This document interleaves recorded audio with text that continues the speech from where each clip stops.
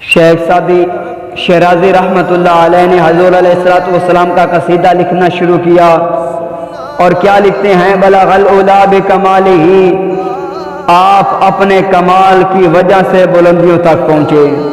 کشف الدجا بجمالہ، آپ کے چراغ حسن نے اندھیریوں کو دور کر دیا۔ حسنت جمیع خصالہ، آپ کی ساری خوبیاں با کمال ہیں۔ آپ کو پتا ہے ربائی کو ربائی اس لیے کہتے ہیں کہ وہ 4 اشعار پر مشتمل ہوتی ہے۔ اب 3 اشعار کے اندر جو مضمون تھا وہ مکمل ہو گیا، اور انسان جب مضمون کو مکمل کر لے تو اس وقت اس کے لیے نیا جملہ لانا مشکل ہو جاتا ہے۔ آگے لکھیں تو کیا لکھیں، آگے لکھیں تو کیا لکھیں، مضمون تو مکمل ہو گیا۔ بلغ العلا بکمالہ، کشف الدجا بجمالہ، حسنت جمیع خصالہ۔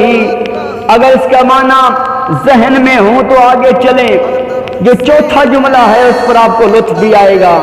بلغ العلا بکمالہ، وہ اپنے کمال سے، اپنی طاقت سے، پرواز سے، اپنی قوتوں سے، اللہ کی دی ہوئی عطا سے وہاں تک پہنچے جہاں تصور بھی نہیں پہنچ سکتا۔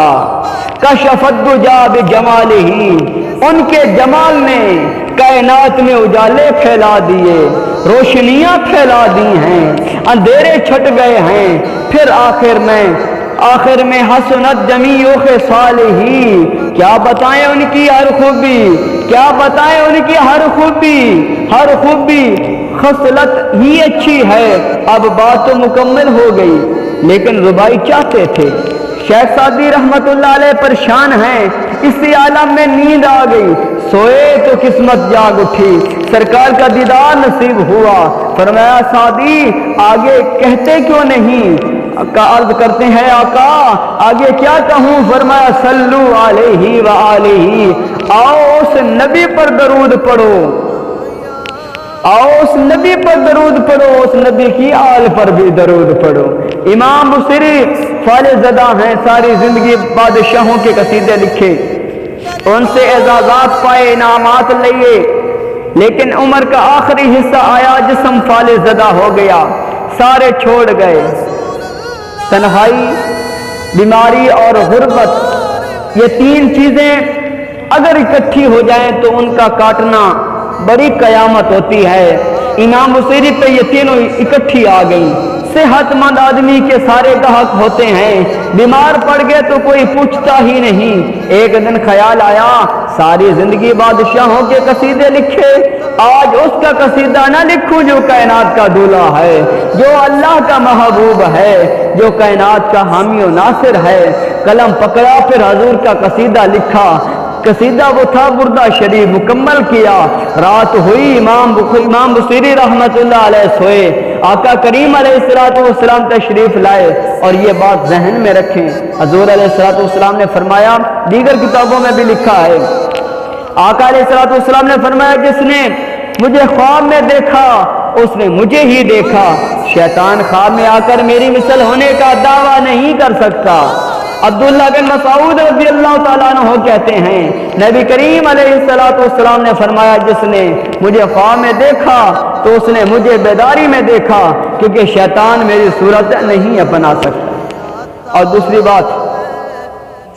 بات غور سے سنیے گا، جس نے حضور علیہ السلام کو دیکھا اس نے حضور علیہ السلام کو ہی دیکھا، اور جس نے حضور علیہ السلام کو دیکھا، حضور اس کے خواب میں قصداً، ارادے اور مرضی سے آتے ہیں۔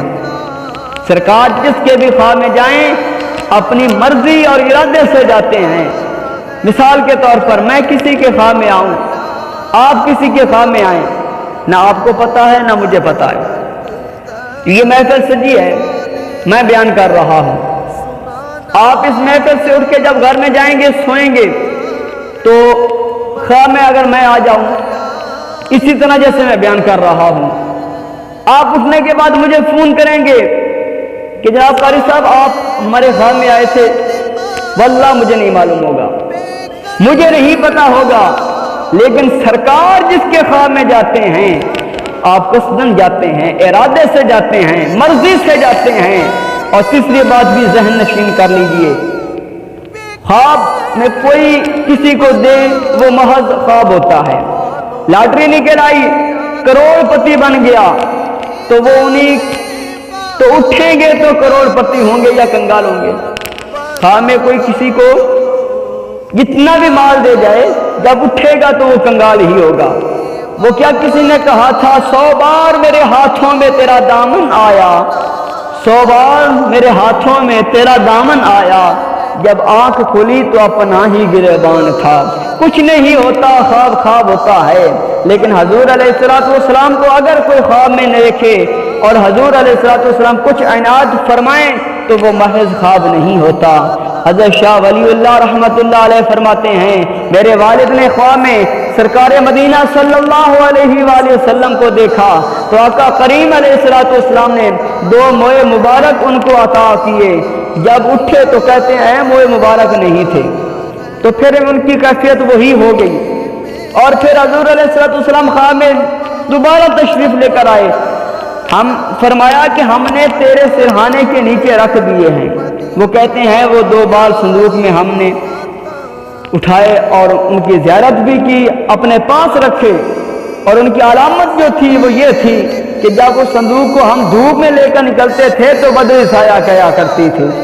وہ فرماتے ہیں جب وراثت تقسیم ہوئی تو ایک بار میرے حصے میں بھی آیا، تو جس نے خواب میں حضور علیہ السلام کو دیکھا، حضور کو ہی دیکھا، حضور قصدن سے آئے اور جو دیا حقیقت میں دیا۔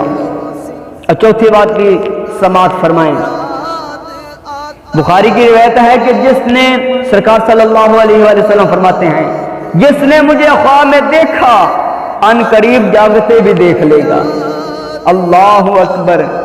شارح نے لکھا ہے ساری زندگی نہ دیکھ سکا، اگر کوئی ساری زندگی نہ دیکھ سکا، جب روح نکل رہی ہوگی رخ محبوب سامنے ہوگا، اور اگر اس وقت حضور کا دیدار نصیب ہو جائے تو اور کیا چاہیے، پھر اور کیا چاہیے۔ امام بصیری رحمت اللہ علیہ کہتے ہیں میں سویا حضور تشریف لائے، فرمایا بصیری جو قصیدہ لکھا ہے وہ سناؤ تو صحیح۔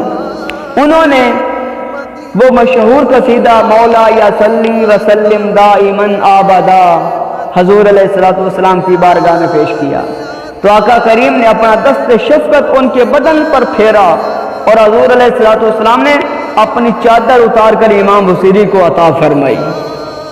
بردہ عربی میں چادر کو کہتے ہیں، وہ قصیدہ جس کی جزا میں چادر عنایت ہوئی۔ امام بصیری جب صبح اٹھے نا تو بالکل ٹھیک تھے، چادر اوڑھی اور مسجد میں نماز پڑھنے کے لیے جا رہے ہیں۔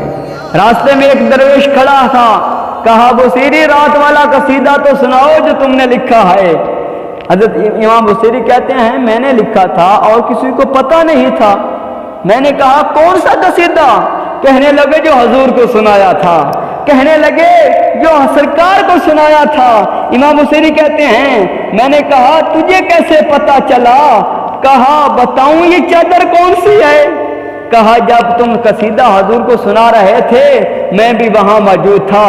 تو امام بصیری علیہ رحمہ نے حضور صلی اللہ علیہ وآلہ وسلم پر یہ درود لکھا، مولا یا صلی وسلم دائما ابدا علی حبیبک خیر الخلق کلہم هو الحبیب الذی ترجى شفاعته